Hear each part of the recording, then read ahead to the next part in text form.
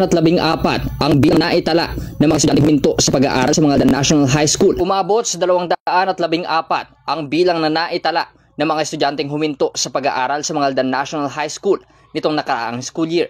Ayon sa pamunuan ng paaralan, bagamat nasa mahigit 8,000 ang kabuoang enrollees, itinuturing pa ring malaking bilang ang mga nag-drop out. Dahil dito inilunsad ang programang Hanapin Sila na layong maibalik sa paaralin ang mga kabataang huminto sa pag-aaral na bumalik ng buka. Sa mga nakikitang ilang paaralan, ang kawalang interes ng ilang bataang paaral na siyang naging dahilan upang isama ito sa talakayan sa isinasagawang assessment ng paaralan. Layunin nitong matukoy ang ugat ng suliranin at makapaglatag ng mga konkretong adjustment upang mahikayat ang mga mag-aaral na manatili sa eskwela.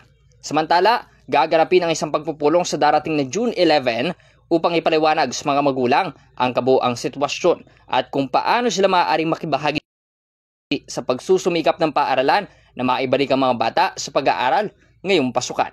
Sa bilang ng enrollment po natin na 8,000 plus, maaring masabi ko na hindi malaking bilang. Okay?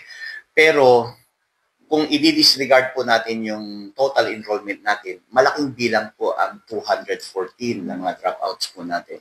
Kaya ito po yung ating pong tututukan ngayong panuroang taong 2025-2026. In fact, meron po akong programa na hanapin sila at ibalik po sila sa school. Okay? So, magkakaroon po tayo ng pakikipag-ugnayan sa ating lokal na pamahalaan ng Mangaldan para sa ganon ay mas magiging maayos yung ating pong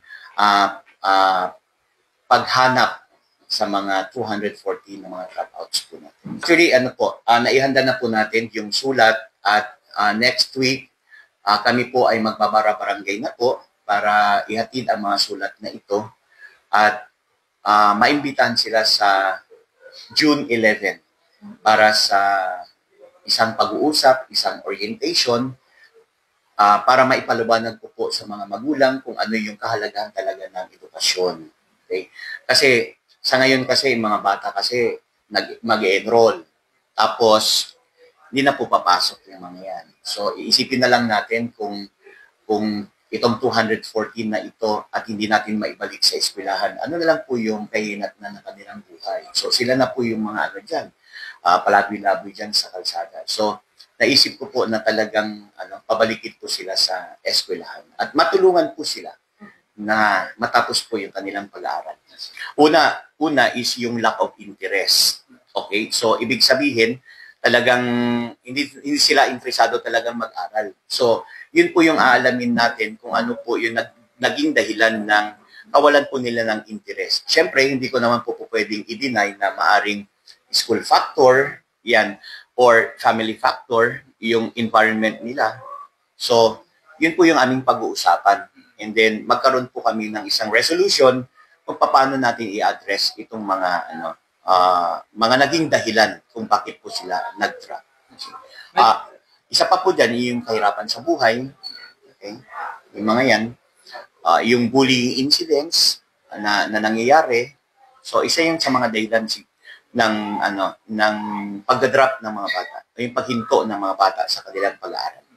Yeah, mostly, junior high school po yung mga drop. Grade 8. Nakita po namin sa record is grade 8. Wala lang po akong pero until this afternoon, makikita na po natin yung kung sino, anong pangalan, saan nakatira yung bata. Para sa programang Bombo Hanay Dugto, Patrol numero 4, Bombo Justin Ramos Suguulat para sa number 1 and most trusted radio network in the country, Bombo Radio Philippines. Basta Radio, Bombo!